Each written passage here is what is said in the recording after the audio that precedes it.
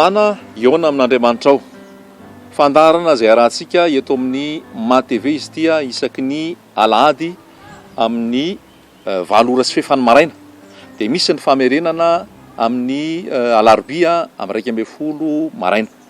Mandeha ihany koa nefa izy ity amin'ny YouTube isaky ny raha miditra ianao zany dia amin'ny chaîne Christiane Vea na koa ao amin'ny site miomana www.miomana.com, chaîne YouTube Christiane Vea sy ny site www.miomana.com. Sitrapony tompo moa amin'ity taona ity dia hiverina andeha ny radio en ligne miomana ao anatin'ny zao fitoriana zao feo mpikarakarana azy sika. Miaraba antsika tsirairay avy manaraka an'izao fandarana izao. Izao toroteny izao koa nefa dia mandeha any amin'ny faritra any amin'ny hainao manjery hafa, hainao manjery tsy miankina na amin'ny radio na amin'ny télé. Mety irenao koa izao toroteny izao amin'ny lefa amin'ny CD na lefa amin'ny DVD amin'ny flash dia miaraba antsika tsirairay avy naizanaiza misy ianao amin'izao fotoana izao na eny an-dalam-piasana ianao na avy niasa na ao an-tokantrano manonona ny fahasoavan'i Jesosy aminao ary miraro hoe tena ompiaino mpankatony ten'Andriamanitra ianao mba ahazo fiainana. Miaraba antsika rehetrarehetra tsy hakanafaka ary dia andre tsara an'izao teny izao ny antsika hifantoka mba azoantsika fiainana. Marka 10:17. Marka 10:17. Lohateny omena ny fitoriana ao anatin'izao minitra vitsivitsy izao dia hoe diso zavatra iray loha. Diso zavatra iray loha. Inona ny tiany tompo ambaro ao anatin'izany? Vakitsika ny teny dia ny fanamasina hitarika nazava ao anatin'izay. Marka 10:17. Ary noho ny vao nivoaka nakeny an-dalana Jesosy dia nisy olona anankiray niazakazaka nanatona ka nandoalika teo anatrehany ary nanontany azy hoe, mpampianatra tsara, inona no ataoko andovako fiainana mandrakizay? Ary hoy Jesosy taminy, nahoana aho no ataonao hoe tsara? Tsy misy tsara afa-tsy iray ihany, dia Andriamanitra. Fantatrao ny didy hoe aza mamono olona, aza mijangajanga, aza mangalatra, aza mety ho vavolombelona mandainga, aza manambaka, manajany rainao sy ny reninao. Ary hoy izy taminy, mpampianatra, izany rehetra izany efa nitandremako hatry ny fony aho mbola kely. Ary Jesosy nijery azy tsara dia tia azy ka nanao taminy hoe, diso zavatra iray aloha ianao, mandehana amdio izay rehetra nananao ka omeo ny malahelo dia anana rakitra any an-danitra ianao ary avy anaraka. Dia nanjombona teriny tarehany tamin'izany teny izany ka niala tamin'ny alahelo izy satria nanana harena be. Ary Jesosy nijery manodidina ka nanao tamin'ny mpianany hoe, manao ahoana ny sarotry ny idirany manan-karena amin'ny fanjakan'Andriamanitra? Ary ny mpianatra dia gaga tamin'ny teniny, fa Jesosy namaly indraika nanao taminy hoe, anaka, manao ahoana ny sarotry ny idirany matokony harena amin'ny fanjakan'Andriamanitra? Moramora kokoa ny idirany rameva amin'ny vody fanjaitra noho ny idirany manan-karena amin'ny fanjakan'Andriamanitra. Dia talanjona indrindra izy ka nanao taminy hoe, izy indray no azo vonjena. Fa Jesosy nijery azy ka nanao hoe, raha amin'ny olona dia zavatra tsy hainy zany, fa tsy tahaka izany amin'Andriamanitra, fa ny zavatra rehetra dia hain'Andriamanitra. Hatreo fampianarana tia nazaraina amintsika dia izao, inona marina no sitrapon'Andriamanitra mba ahafahana mandova ny fiainana mandrakizay, ary inona marina ny sitrapon'Andriamanitra amin'ny arena. Be dia be ny diso zavatra ray aloha, tonga dia teneniko avy hatrany zany ho antsika eto Madagasikara, mpitory filazantsara amin'ny radio, amin'ny télé, ho antsika mpanompon'Andriamanitra izay manambara tenin'Andriamanitra any am-piangonana rehetra any, ivereny tsara tompoko ny filazantsara. Tsy mihevitra ny tenako hoe famahy aho, tsy mihevitra ny tenako hoe fotafita, tsy mihevitra ny tenako hoe fotody aho so tanteraka, fo zao manadino lasa hoy ny tenin'Andriamanitra dia miezaka manatratra ny marika anatratraran'i Jesosy ary mizotra makany aloha. Izay fampianarana nomeny Jesosy izay fahazavana nomeny Jesosy dia zaraiko aminao ampitiavana, zaraiko aminao ampitiavana mba hahafahanao handray an'izany famarinana izany koa anafaka anao ka hitorianao ny marina ho amin'ireo olona izay hizaranao teny. Fa fitiavana ny hizarana an'izao teny izao. Fa be da be ny olona miazakazaka makany amin'ny fahaverezana, mivavaka ihany fa tsy manana antoka any amin'ny fiainana mandrakizay. Diakona, loholona, pastera, tompona raikitra ao amin'ny sampana, manao asa mandraraha amin'ny fiangonana, mavita mankatony didy amandalana rehetra, fa rehefa antaniana hoe azonao atoka ve fa hiditra ny fanjakany lanitra ianao, mianahany izy tsy fatan'izay avaly. Rehefa antaniana hoe isan'ny noraisina ve ianao rehefa ho avy Jesosy eny amin'ny raony lanitra, taitra ary izy hoe nga misy an Jesosy ho avy eny amin'ny raony lanitra zany, satria tsy ambara aminy zany.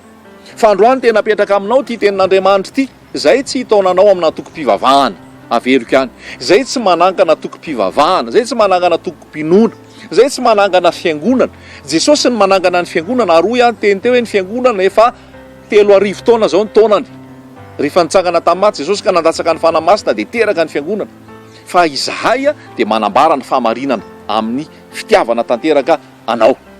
Avy eo ianao mahita any amin'izay fiangonana misy ianao any, any amin'izay fikambanana misy ianao any, any amin'izay toeram-pivavahana misy ianao any, raha araka ny ten'Andriamanitra ny voasoratra ao dia isaorana ny tompo zany, mandrosoa mandrakariva ao, mandehana mandrakariva ao. Raha misy zavatra tsy araka ny ten'Andriamanitra, ianao nomena ny fahazavana, ambarao ao ny fahazavana, torio ao ny fahazavana, ambarao ao zay marina, aintsio zay meloka rehetra, amboary ny lalan'ny tompo dia iova ny olona. Raha tany ty moa izy ka tsy miova, misy fotoana anankiray zay tenenan'ny tompo anao mivoata ao amin'izay, mivoata ao Babilôna. Any amin'ny Jeremia dia misy teny hoe niezaka namonjy amin'ny Babilôna zay fa tsy nety ho vonjeny ny Babilôna, niezaka nanasitrana ny Babilôna zay fa tsy nety sitrany Babilôna. Misy zany fotoana anankiray tsy aretana ao an-trano fivavahana anankiray intsony, misy fotoana anankiray tsy aretana ao am-piangonana iray intsony, fa efa tsy iova intsony izy, efa tsy manaiky intsony izy, efa manday izy, ary ny tompo mihitsy mety efa manamafy ny fony. Dia ianao mihaino bitsiky ny fanahy hoe efa lera, mivoata ao amin'izay ianao, fa misy lalana hafa indray hitondrako anao, misy toerana hafa indray hitondrako anao. Izahay dia feo manambara aminao ny sitrapon'Andriamanitra. Hoy ny ten'Andriamanitra, Isaia 7:10, zao ny fiantsonao fa aza atao malemy, ambarao amin'ny oloko ny fahadisoany. Izahay dia feo, hoy ny ten'Andriamanitra ao amin'ny ohabolanao hoe ny fahendrena dia mikiky eny an-dalana. Izahay dia feo, hoy ny ten'Andriamanitra no amin'ny Matio 5:20 hoe rehefa sondry toro-dolo ny virjy ny folo ny andro ny mpapakatra, dia nisy feo ny kikika hoy izy tamin'ny mamatonala, dia niteny hoe indri ny mpapakatra. Izahay dia feo manambara aminao hoe ho avy Jesosy. Izahay dia feo manambara aminao hoe amboary ny lalan'i Jehovah, ataovy mahitsy ny lalan-kalehany. Izahay dia feo dia milaza aminao hoe sokafo ny fonao hidiran'i Jesosy.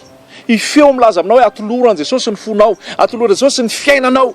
Aza miainao anaty fombafomba mpivavahana, ka mamonjy fotoana fotsiny rehefa alahady, na mamonjy fotoana fotsiny rehefa sabotsy, fa ny fahotana ao ihany, ny kolikoly ao ihany, ny lainga ao ihany, ny risoriso ao ihany, ny tsy famelan-keloka ao ihany, ny fijangajangana ao ihany, sy ny ota maro isan-karazany. Satria nanino tsy niona tamin'i Jesosy ianao.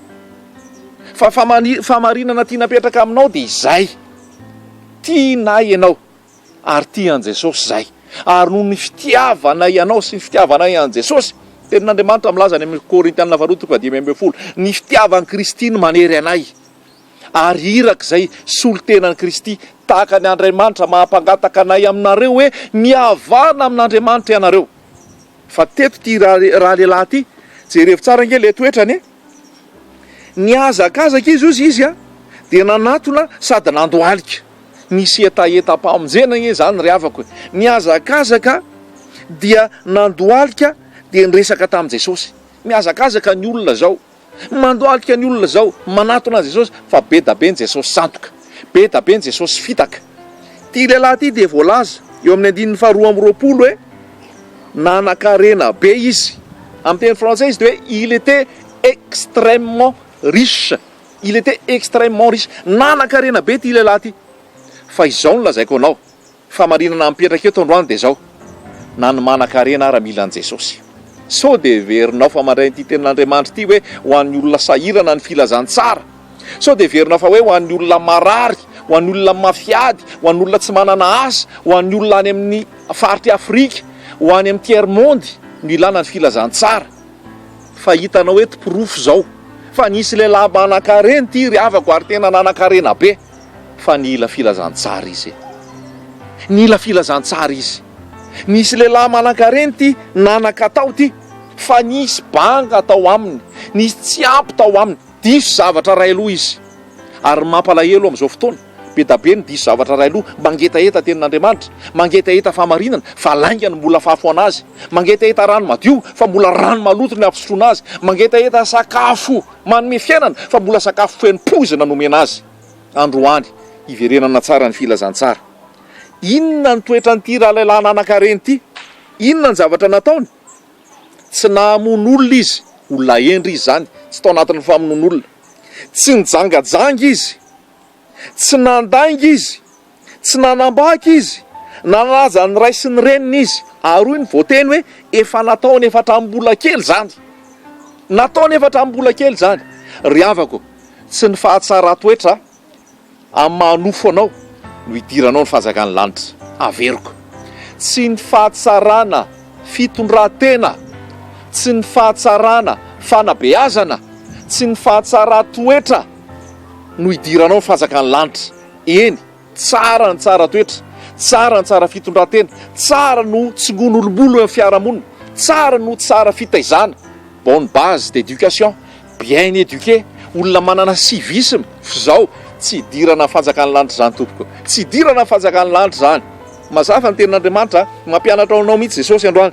Fa ity lehilahy ity nahay an'izany. Raha jerena zany dia olona tsara toetra, olona nalala fomba, olona tsisy petina raha jerena. F'izao tsy tafiditra ny fahazakan'ny lanitra izy, tsy nanana antoka izy ny amin'ny fiainana mandrakizay. Efa nataoko izany hatry ny fonom-bola kely. Fa inona ara ny olana tamin'ity rahalehilahy ity? Ny olana tamin'ity rahalehilahy ity dia izao Jesosy ny nahita anazy. Jesosy ny nahita anazy. Diso zavatra ray aloha ianao. Inona amin'izay ny toro lalana? Raha te handova ny fiainana mandrakizay ianao dia izao atao. Mandehana dia amidio izay rehetrarehetra anananao. Dia ahoana? Omeo ny malahelo. Dia aninona? Anararakitra any an-danitra ianao. Valiny. Ahoana ny azonao fiainana mandrakizay? Ahoana ny atao amin'ilay hoe miariarena any an-danitra? Ahoana ny atao amin'ilay hoe aza miariarena eto tany izay misy kalalao, arafesina manimba, misy mpangalatra, misy jiolahy manambitrano, fa miariarena any an-danitra? Concrètement, ahoana ny atao hiariana rena any an-danitra? Dia izao no lazain'i Jesosy, raha hiariarena any an-danitra ianao dia izao. Amdio ny fanananao omeo ny malahelo. Omeo ny malahelo, fa tsy hoe ampisambory. Na hoe omeo dia akao zanany, fa omeo ny malahelo. Fampianarana omeny Jesosy zany ho antsika tsirairay avy. Fampianarana ho antsika tsirairay avy. Hoy ny tenin'Andriamanitra. Paoly dia niteny ity tamin'ny Timoty. Anaro ozy izy ny manan-karena amin'izao fiainana izao, mba tsy hatoky ny arena iovaova, fa hatoky an'Andriamanitra, mba hazoto anao soa sy antra, mba hanome ny malahelo, mba hisy hanaovany rakitra soa mba ho fiainana ho fitahiana ho azy. Zay ny fampianarana ho antsika. Ka raha todin'izany ianao mandray ity tenin'Andriamanitra ity, ka raha ao anatin'ilay sokajin'ilay hoe manana ianao, dia hoy teny aminao hoe aza matoky ny arena miovaova, fa manaova soa, miantra, manome an'izay tsy manana. Fa zay ny voasoratra atao anatin'ny Baiboly, zay ny voasoratra ato. Ary zay ny tokony ho atao ny zanak'Andriamanitra. Manahoana re raha tamin'izao fotoana izao nisy an'ity zatovo ity raha nisy an'ity zatovo ity tamin'izao fotoana mety tena nanatona mpanompon'Andriamanitra, nanatona apôstôly, na nanatona mpaminany, na nanatona bisopy, na nanatona lan'Andriamanitra, te handova fiainana mandrakizay ianao. Tena toany ny asan'Andriamanitra. Te handova fiainana mandrakizay ianao, aloha avy tsy tapaka ny fahafolo-karena. Te handova fiainana mandrakizay ianao, tonga afa manasanao sakafo any amiko, dia miresadresaka sy midinidinika isika. Te handova fiainana mandrakizay ianao, petrahy eto aminay tonga afa ety amin'ny première rangée mihitsy ny ametrahako anao, dia tonga foana ianao mivavaka isanandro. Zay ny natao raha amin'izao fotoana. Te handova fiainana mandrakizay ianao, misy projet be atao amin'ny fiangonana, andeha hanao voyage ery tsika, anangana ty trano ty tsika, anao mission aty tsika, anao anzaro tsika. Izany ny resahana amin'ny olona manany, tonga dia omena azy ny dossier, omena azy ny projet, dia ho toanany. Fa tsy ampiaonina amin'ny Jesosy ve olona io? Tsy ampibebahana ve olona io? Tsy ampanolora-tena ho an'i Jesosy ve olona io? Fa intéressé tsika, satria manana izy, satria manam-bola izy, dia tahaka izany ny olona amin'izao fotoana. Tsy niaona tamin'i Jesosy, tsy nibebaka, tsy niala tamin'ny raha tsy fanaony. Fa hoy ny tenin'Andriamanitra Normanina Jeremia 7:20, loza nareo maminany sandoka. Ho an'ny olona ao anatin'ny fahalitoana, ho an'ny olona ao anatin'ny lalandiso, dia ozy nareo ho tahiana Andriamanitra, azo fahasoavana, azo fitahiana. Fa tsy teneninareo izay hiala amin'ny raha tsy fanaony, tsy teneninareo izay hiala amin'ny lalandiso. Loza nareo izy ny tenin'Andriamanitra. Tsy nievitra teo anatrehako nareo. Raha nievitra teo anatrehako nareo dia hanambarany olona fahadosoany mba hialany amin'ny ratsy. Fa amin'izao fotoana ny olona jambany vola jambany fananana jambany arena. Ka raha misy olona manan-karena tonga amin'ny fiangonana dia tatahiana sy hianina manokana, omena faveur jerena tsara ary atao zay atamana azy satria manino manam-bola tsy zany ny andraisana ny olona. Ty lehilahy ty dia nitsoriny Jesosy misy ny momba azy, nitsoriny Jesosy misy ny momba azy, diso zavatra ray aloha ianao, diso zavatra ray aloha ianao. Ary hoy voalaza Jesosy dia tia azy, raha tia ny olona ry afaka dia milaza ny fahamarinana. Izao miomana fa 40 izao raha tsy diso 40 sy 900 zao fitiavana anao daholo ny anambarana ny teny rehetrarehetra zeny. Tianay ianao dia lazainay aminao fahamarinana, fa tsy zay tsy hanafinafina aminao mihitsy, fa tianay ianao dia ambaranay aminao ny fahamarinana. Nambaran Jesosy tamin'ity raha lehilahy ty, mandehana ianao amin'ny dio ny fanananao. Tsy niteny mihitsy Jesosy hoe meo anany volanao, meo anany fanananao, meo anany arenanao, dia azo fitahina ianao dia hiditra amin'ny fanjakany lanitra ianao. Zay ny ataon'ny mpaminana sandoka amin'izao fotoana. Vidino io fitahina io, vidino io lanitra io, vidino io fahasoavana io, vidina ny vola, vidina ny fahafolokarena, fahafolokarena tsy han'ny zanak'Andriamanitra, fahafolokarena tsy han'ny fiangonana, zay anao rehetrarehetra dia an'i Jesosy. Dia nandeha le lehilahy satria nalahelo izy dia lasa nandeha nanjombona ny tarehany, dia lasa nandeha izy satria nananarena be. Dia ahoana nataon'i Jesosy? Hoy Jesosy mahatsy ny mpianatra, sarotra be ny idiran'ny manan-karena ny fanjakan'ny lanitra, moramora koa ny idiran'ny rameva fa amin'ny votsy fanjaitra no idiran'ny manan-karena ny fanjakan'ny lanitra. Jesosy ry havako tsara, Jesosy tsy manampitampo zany, fa rehefa marina dia marina, rehefa tokony ahitsy dia ahitsy. Fa izy tsy niteny hoe ay malahelo anao lehilahy mpanan-karena azafady ary avy aloha dia mipetrapetra dia aleo fa alamitsika zany e, ao fa tsisy olana io fa tazomy ihany ny arenanao hoe Jesosy niteny azy mihitsy hoe amdio ny arenanao. Rehefa nalahelo izy dia lasa nandeha, Jesosy tsy nanampitamby azy hoe avindray ary rehefa marina dia marina, rehefa tokony ho tenenina dia tenenina. Dia niteneny Jesosy dia zao ny olana dia zao hoe na tokony arena izy, zay ny tena olana. Za zany raha mamaky an'ity tenin'Andriamanitra ity eto za tsy metraka didy aminao hoe manoty ianao satria manan-karena be, za tsy metraka aminao hoe tsy hiditra amin'ny fanjakan'ny lanitra mihitsy ianao fa manan-karena be, fa za te hiteny aminao hoe aza matokony arena. Satria izay ny fampianarana voalaza teto hoe sarotra be ho an'ny olona matokony arena ny hiditra amin'ny fanjakan'ny lanitra. Voaozina zay olona matoky olona, Jeremia 7:12. Voaozina zay olona manao nofo nosandrina. Raha mitombo ny arena hoy voasoratra any amin'ny Salamo 5:90 any aza iankinana ny fo. Fitaovana fotsiny io fa aza iankinana, aza miankina amin'io miborsa miovaova. Ny trano mety ho voaroba, ny banky mety ho may, mety ho voaroba, fa ataovy any amin'ny Jesosy ny fitokisanao. Raha mitombo ny arena, mitombo ny vola dia zao, jerevo ny mahantra, jerevo ny kamboty, jerevo ny mpitondra tena, jerevo ireo mpanompon'Andriamanitra mitory tsy sasatra, mitory mandeha mianao mission manao ny asan'Andriamanitra, omeo araka izay tokony omena anazy ny sitrapon'Andriamanitra. Fa misy ilay mamitaka fotsiny hoe omeo fa ny ambarany aminao dia hoe azo fitahiana, fa izy tsy mitory aminao, ialao ny kolikoly, ialao ny fijagajagana, ialao ny fanompoantsampy, ialao ny tsy fitiavana, ialao ny tsy famelan-keloka. Za miteny aminao fa mila mamela heloka ianao, fa raha tsy mamela heloka ianao dia ny ray koa tsy hamela ny heloka ao. Za miteny aminao mila miala amin'ny fahalotona, mila miala amin'ny fahotana ianao. Amin'izao fotoana nge lazaiko anao hoe amaranako azy 2 minitra sisa izy ity fa ndao nge vakitsika tenin'Andriamanitra anankiroa no meko anao dia faranako ny teny. Korintianina 2:7-7. Be da be ny manatsatso an'ity tenin'Andriamanitra ity, ary be da be ny manao varotra n'ity tenin'Andriamanitra ity. Amidy ny filazantsara, tsy amidy io. Korintianina 2:7. Fa tsy mba toy ny maro izay manatsatso ny tenin'Andriamanitra azom-bola izay. Tsy toy ny maro izay manatsatso ny tenin'Andriamanitra azom-bola izay. Tsy azonay vola, tsy mba hoe itory zay mba azonay vola, itory zay anao mission zay mba azonay vola, andeha hamangy anao zay mba azonay vola, andeha metra tanana aminao zay mba azonay vola, andeha hivavaka ho anao zay mba azonay vola. Tsia tsy ho fahazona vola ary tsy hakana vola aminao ty filazantsara ty zay ataon'ny maro izy. Misy ny any Fransa any dia manambaka sy mamitaka sy mampitahotra an'ireo olona any Arabia Saodita sy any Moyen-Orient reo, hakana fahafolokarena foana, hakana rakitra foana, dia mampitahotra mametraka zioka sy mametraka vesatra ho an'ireo olona an'ireo izay efa sahiran'ireo. Dia any Fransa any amin'izay lehilahin'Andriamanitra any amin'ny mpanompon'Andriamanitra any no alefa le vola.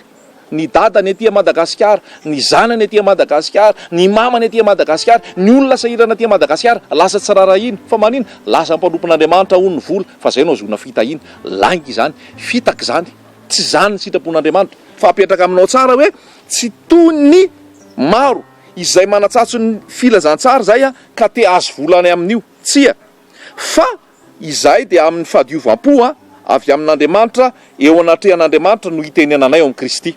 teny farany a Petera faharoa toko faharoa, mbola ito zao teny zao raha sitrapon'ny tompo ao aorianao fa mila mamantatra ny marina tsika.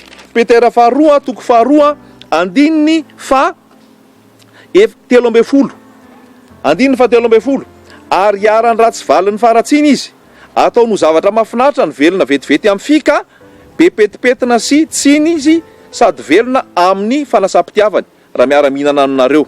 Manana maso feno fijangajangana, tsy mitsahatra ny fahotana, dia hoy izy hoe mampahazatra ny fony amin'ny afatratry ny fitiavany arena, dia zanaky ny fanazonana izy. Ty filazantsara ty tompoko tsy hampanan-karenanao, zay tsy mitory ianao hoe tongava dia ho miliardera ianao, tongava dia azo trano 3 ianao, tongava dia hipoaka ny marché dia azo marché be ianao, tongava dia azo fiara ianao, tongava dia azo vola ianao, tongava dia azo azao ianao. Tongava ao amin'ny Jesosy ianao dia ombony amin'ny hazo fijaliana ny maha olombelona mpanotanao. Tongava ao amin'ny Jesosy ianao dia ombony amin'ny hazo fijaliana ny maha olona nandovahotanao. Tongava amin'ny hazo fijaliana ianao dia ombony ianao ho faty ianao ny amin'izao tontolo izao, ary ombona koa izao tontolo izao ny aminao, ary hitsangana fiainam-baovao ianao amin'ny Jesosy, ka tsy hiraikitra amin'ny zavatra ny tany ianao, tsy ho tia vola aman-karena ianao, fa ho tia an'i Jesosy ianao ary aina araka ny sitrapon'Andriamanitra. Zay ny teny fahafaranako ka samy miaino zay lazain'ny fanahy fiangonana ary mba ho mpiaino mpankatoatsika ho an'i Jesosy ihany ny voninahitra hitondra fanafahana ho anao zany teny zany. Amen.